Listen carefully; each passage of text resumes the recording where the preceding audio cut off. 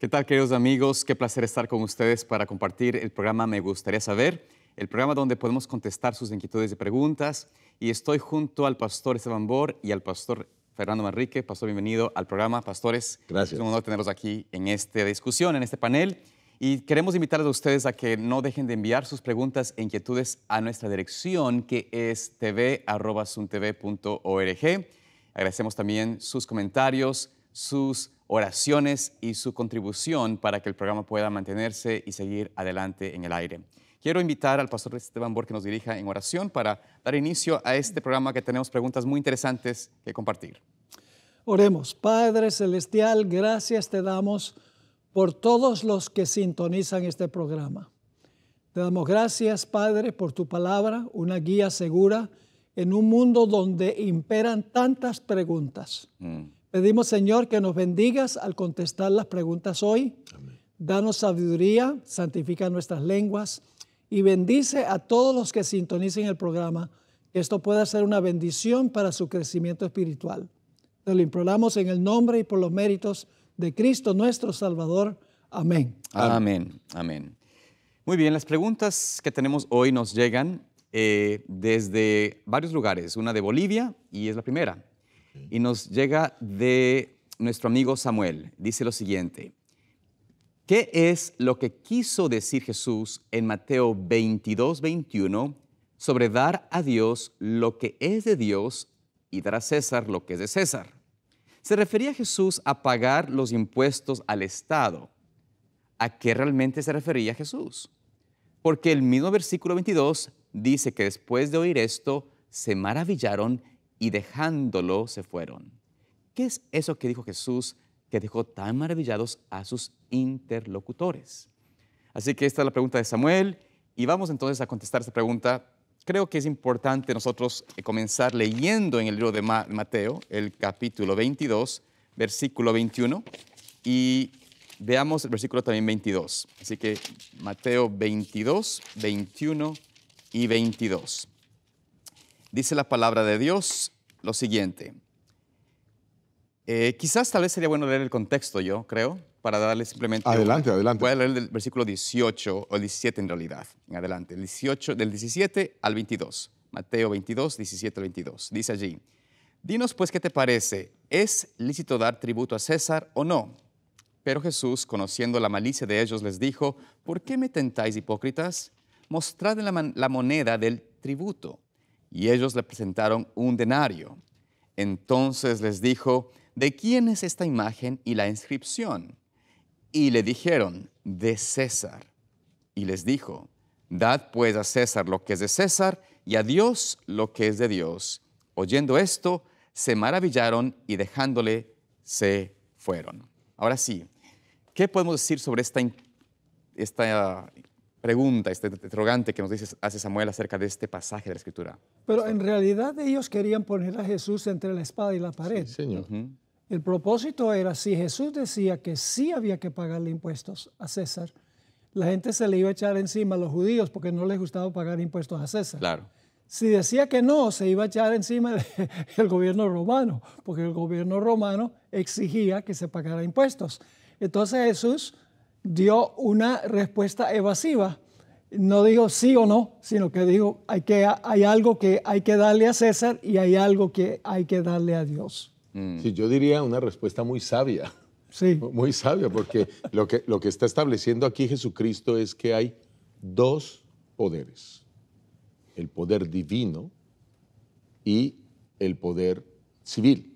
Es más, hay dos esferas de poder: la esfera de poder divino, a la que debemos obedecer, y la esfera de poder civil, que Dios mismo establece y que también debemos obedecer, siempre y cuando entendamos que la esfera de poder divino es la que rige la esfera de poder civil y que debemos obedecer primero a Dios antes que a los hombres. Eso quiere decir que si en algún momento la esfera del poder civil pone leyes o nos obliga a hacer cosas, ¿verdad?, en contra de la esfera divina, pues nosotros vamos a obedecer a Dios. Pero entonces aquí me parece que Jesucristo no cedió a la trampa que le pusieron aquí los judíos y presentó esto con mucha sabiduría. Quiero compartir con ustedes lo que dice el deseado de todas las gentes en la página 542, específicamente sobre este caso. Dice, la respuesta de Cristo no era una evasión, sino una cándida respuesta a la pregunta. Y me gusta que usa la palabra cándida la hermana Juárez.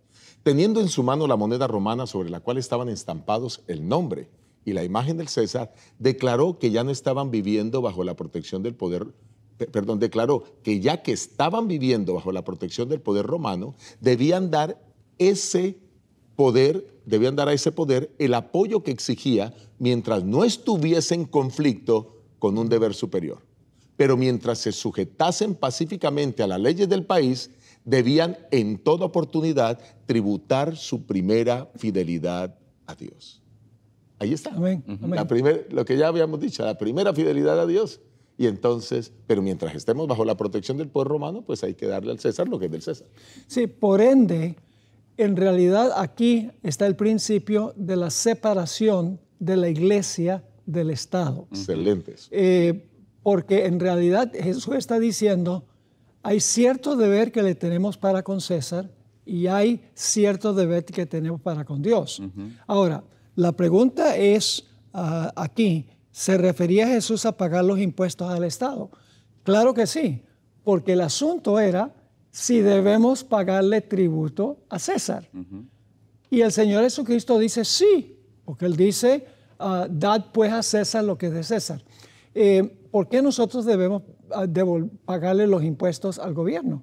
Porque el gobierno nos aporta beneficios, muchos beneficios, por lo menos aquí en los Estados Unidos, jubilación, ayuda médica, muchos diferentes beneficios. ¿Y de dónde van a sacar el dinero? Del dinero que nosotros mandamos en impuestos. Lo mismo la iglesia. ¿Cómo va a funcionar la iglesia si nosotros no somos fieles en nuestros diezmos y ofrendas? Así es. Pero cada uno en su esfera. Sería impropio que el gobierno exigiera un porcentaje de los diezmos. Claro.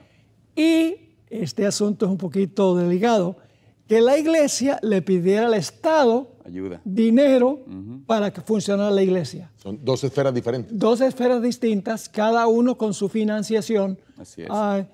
Y creo que Romanos 13 nos amplía esto, Pastor Manrique. Sí, y claro, Romanos 13 nos deja ver, pastor, que Dios mismo es el que establece que haya una esfera de autoridad humana para los asuntos civiles. Vamos a Romanos el capítulo 13 y vamos a leer allí desde el versículo 1. Vamos a ir hasta el 7, porque el 7 responde exactamente la pregunta que está haciendo nuestro televidente. Pero vamos desde el 1. Sométase toda persona a las autoridades superiores, porque no hay autoridad sino de parte de Dios, y las que hay por Dios han sido establecidas. Miren cómo el versículo 1, pastor, nos está hablando de que Dios ha dado ese orden para que se establezcan las autoridades civiles. Y luego dice el siguiente, versículo 2, de modo que quien se opone a la autoridad, a lo establecido por Dios resiste, y los que resisten acarrean condenación para sí mismos. Verso 3, porque los magistrados no están para infundir temor al que hace el bien, sino al malo. ¿Quieres, pues, no temer a la autoridad? Haz lo bueno y tendrás alabanza de ella, pues es servidor de Dios para tu bien. Pero si haces lo malo, teme, porque no en vano lleva la espada, pues es servidor de Dios vengador, para castigar al que hace lo malo. Y voy a hacer una pausa aquí. No sé si ha quedado absolutamente claro en la lectura, cuando vamos avanzando, que la palabra de Dios nos está mostrando que tiene autoridad para castigar a los malos, las autoridades civiles, pero para beneficiar a los buenos. E incluso para que nosotros en algún momento que alguien quiera cometer una injusticia hacia nosotros, podamos ir a esas autoridades para que Dios a través de esas autoridades nos pueda hacer justicia. Exacto. Y por eso existe el sistema judicial en todos los países del mundo. Luego dice el 5, por lo cual es necesario estarles sujetos, no solamente por razón del castigo, sino por causa de la conciencia. Verso 6, pues por esto pagáis también los tributos. O sea, pagamos el tributo o los impuestos, porque son servidores de Dios, que atienden continuamente a esto mismo. Verso 7, pagad a todos los que debáis, al que tributo, tributo, al que impuesto, impuesto, al que respeto, respeto, al que honra, honra. Interesante, pastor. Gracias, y pastor, por esta respuesta. Creo que afirma claramente la afirmación de Jesucristo, o confirma lo que Cristo estableció, de nuestra responsabilidad contra nuestra autoridad civil. Cristo mismo lo menciona allí y establece eso de que hay que dar a César lo que es de César y a Dios lo que es de Dios, y establece esa separación de Estado e Iglesia que es tan importante que nosotros busquemos, mantengamos, oremos al respecto y hablemos de esa manera, de esa causa, ¿no? Y creo que un creyente fiel al Señor va a ser transparente en su vida y va a ser un buen ciudadano, una persona que va a ser intachable con su responsabilidad social, con su gobierno y con su iglesia. Claro, si es que en algún sentido la ley humana va contra Dios, su lealtad va a ser siempre primero a Dios, ¿no? Y luego al Estado. Pastor, no es correcto, no es legítimo el que un cristiano esté evadiendo impuestos. Eso es robar. Eso es robar, porque ya el principio quedó claro. Así que, claro, hay que devolver a Dios lo que es de Dios, los diezmos, las ofrendas, pero hay una responsabilidad con la esfera civil y es pagar los impuestos. Así que ese punto queda claro para decirle a nuestro televidente, sí, aquí está hablando con absoluta claridad de pagar los impuestos. Muy bien. Porque ¿cómo van los magistrados a hacer su trabajo al menos que contribuyamos los impuestos? Claro. ¿Verdad que sí? Así que aquí está diciendo que debemos someternos a las autoridades superiores, a los magistrados, en lo que no respecta a Dios. Está sobreentendido de que si el gobierno propone una ley dominical, entonces ya no apoyamos eso que ha hecho el gobierno. Claro. Todo esto está hablando de asuntos civiles, porque luego el apóstol Pablo menciona los últimos 6 mandamientos, que son no matarás, no cometerás adulterio. Son protecciones que el gobierno civil debe darle a la gente, ¿verdad? Pero el apóstol Pablo no cita ninguno de los primeros 4 mandamientos, porque eso le pertenecen a Dios. Entonces, en realidad, claramente en Romanos 13 tenemos la separación del poder civil, del poder religioso, iglesia y Estado, cada uno funcionando independientemente, cada uno con su propia financiación, y no se deben entremezclar el uno con el otro. Amén. Muy bien, vamos a la siguiente pregunta que nos llega de parte de Juan Carlos y nos dice lo siguiente. Dice, buenas tardes, que Dios los siga bendiciendo. He pensado en lo siguiente y me gustaría saber su opinión al respecto. Muchas gracias.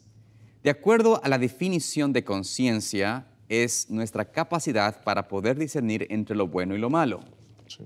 Y de acuerdo al libro de Génesis, el origen de nuestra conciencia se registra tras la desobediencia de Eva y Adán en el huerto del Edén por haber comido del fruto prohibido, es decir, del fruto del árbol del conocimiento del bien y del mal. Mi pregunta es, si nuestra conciencia se nos otorgó como resultado de la desobediencia y por haber quebrantado la ley de Dios, entonces, ¿Adán y Eva no tenían conciencia? Y si no tenían conciencia, entonces, ¿cómo podemos llamarle o categorizar a ese estado en el que se encontraban? El problema es que la premisa de la pregunta está equivocada. Porque la premisa es, si nuestra conciencia se nos otorgó como resultado de la desobediencia, claro, la premisa está equivocada. Correcto. Porque realmente tenemos que decir que Adán y Eva fueron creados con conciencia. Aquí se está dando por hecho de que la conciencia se adquiere cuando se comete el pecado. Pero no, había conciencia antes, porque la conciencia les permitía saber que el tomar del fruto prohibido era incorrecto, porque Dios ya les había dado esa orden. Así que ya ellos tenían absoluta conciencia, o si no hubieran sido simplemente personas, ¿cómo diríamos? Unos seres autómatas sin necesidad sin poder elegir. Claro. Pero ellos tenían la opción de escoger obedecer a Dios o tenían la opción de desobedecerlo, en este caso, tomando del fruto prohibido. La misma, perdón, sigue. Sí, y antes de eso, Lucifer en el cielo tenía conciencia. Claro. Y los ángeles que lo siguieron tenían conciencia también. Porque ellos tenían la opción de obedecer a Dios o de desobedecer a Dios. Claro. Claro. Así que no es que cuando Lucifer decidió pecar, entonces de repente ahora tiene conciencia. La conciencia ya estaba antes de entrar el pecado en el universo, ya sea en el cielo o en la tierra. Exactamente, la misma palabra de Dios en Génesis 3, cuando vemos la caída, presenta justamente este aspecto donde hay un diálogo entre la serpiente y Eva. Eva trata de defender, por decirlo así, o razonar con la serpiente lo que Dios le había dicho. Y claro, ella hace eco de la forma como Dios le había dicho de que no toquen de ese árbol, pero luego añade algo y empieza la Lucifer a través de la serpiente, por supuesto, a llevarla a pensar, a asumir que lo que dijo Dios era una mentira. Y por ende, ese diálogo de ella con la serpiente presenta a una persona que tenía esa conciencia, que estaba de alguna forma razonando, ¿será lo que Dios dijo es verdad? Entonces, ahí mismo usted se da cuenta de que había ya algo en su mente que estaba en juego. Eso es la conciencia. Entonces, por supuesto que hubo la conciencia previo al pecado. No es como mencionaba el pastor, o sea, no es la premisa está equivocada, no es después del pecado que se convierte en conciencia. Quizás yo quisiera decir dos cosas más aquí.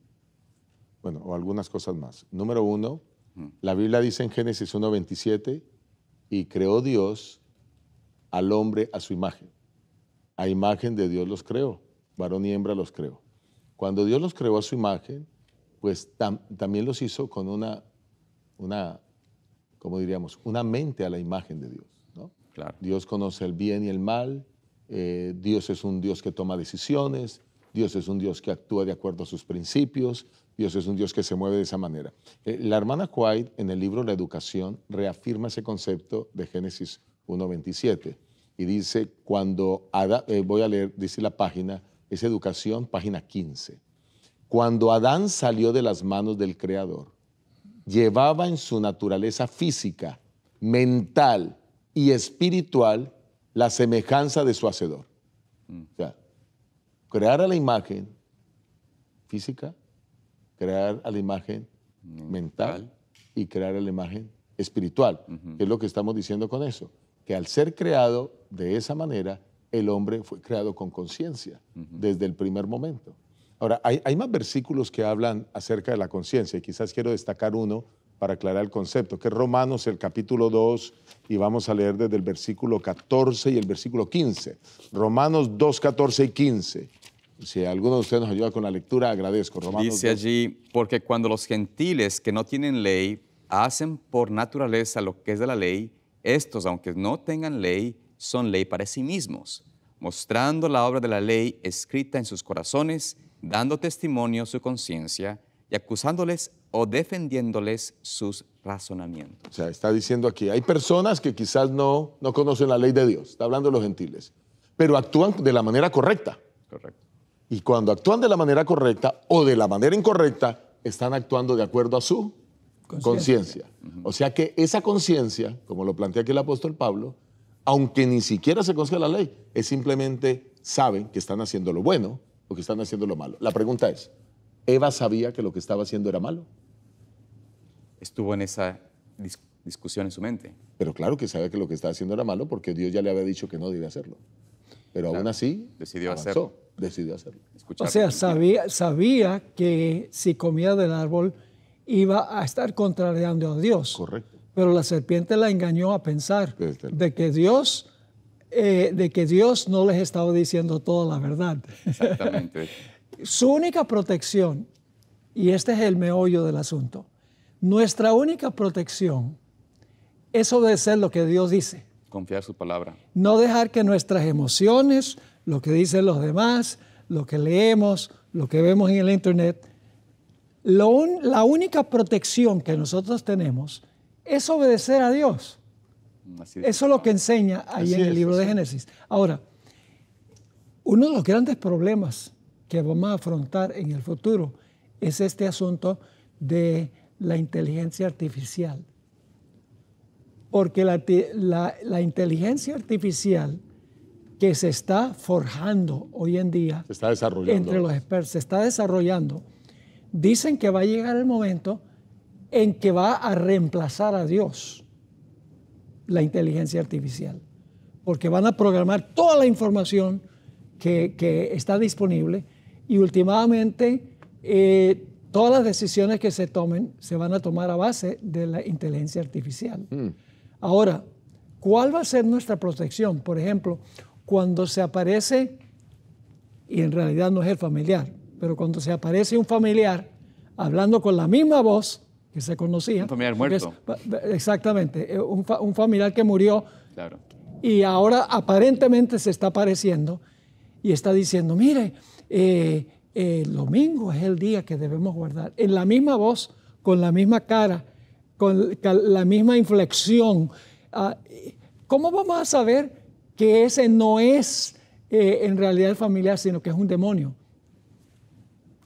Los vivos saben que han de morir, mas los muertos nada saben. Nuestra única protección contra la inteligencia artificial, que va a llegar a un punto que yo creo que Dios finalmente va a decir, hasta aquí y no más, es regirnos solo porque dice la palabra de Dios. La palabra de Dios dice que el sábado es el día de reposo. Por más argumentos que se usen, al contrario, nosotros obedecemos lo que Dios dice. Por eso la hermana White dice que la Biblia es nuestra única salvaguardia. Todos los que han llenado sus mentes con la palabra de Dios y obedecen la palabra de Dios van a estar en terreno seguro. Es que en realidad lo que el Señor desea que nosotros como sus hijos es que podamos llegar a tener la mente de Cristo. Haya en vosotros este mismo sentir, esta misma mente que hubo en Cristo Jesús, nos dice el apóstol Pablo. Es decir, tenemos que purificar nuestras conciencias de la mundanalidad, del pecado, para poder empezar a pensar en la misma frecuencia que el Señor, la misma manera que el Señor. Cuando empezamos a ver el pecado como lo es, odioso ante el Señor, y nos deleitamos en la verdad, en lo puro, en lo que es noble, en lo que nos ayuda a tener una mente limpia y, por supuesto, tomar acciones y decisiones que sean conforme a la voluntad de Dios. El asunto es que la conciencia de muchas personas hoy en día es una conciencia corrompida por sus propias inclinaciones pecaminosas y por ende justifican sus actos y se mantienen en esa vida de pecado o rebelión, justificándose a sí mismos y cerrando su mente a la influencia del Espíritu Santo.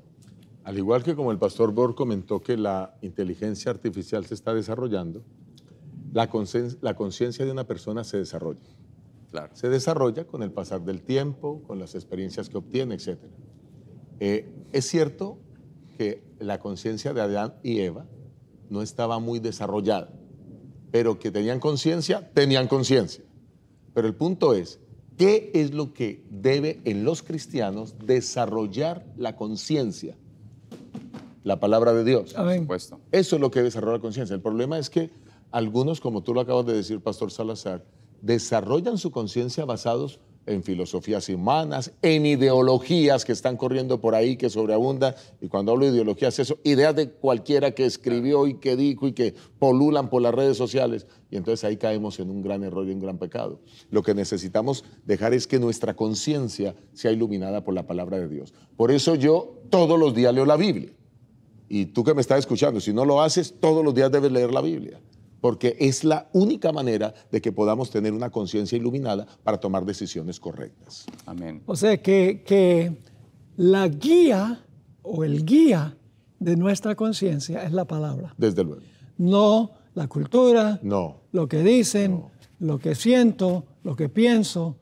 Podemos estar absolutamente seguros si estamos encausados por la palabra. Es el timón. Amén. Y ese debe ser nuestro énfasis y nuestra manera de vivir. Agradecemos, apreciados amigos, nuevamente por estar con nosotros en su sintonía. Agradecemos también que nos sigan enviando sus preguntas, inquietudes. También pedimos que nos mantengan en oración y, por supuesto, agradecemos también por su contribución, lo que nos ayuda a poder continuar con el programa y poder presentar estas y otras verdades a través de la televisión y a través del internet y redes sociales.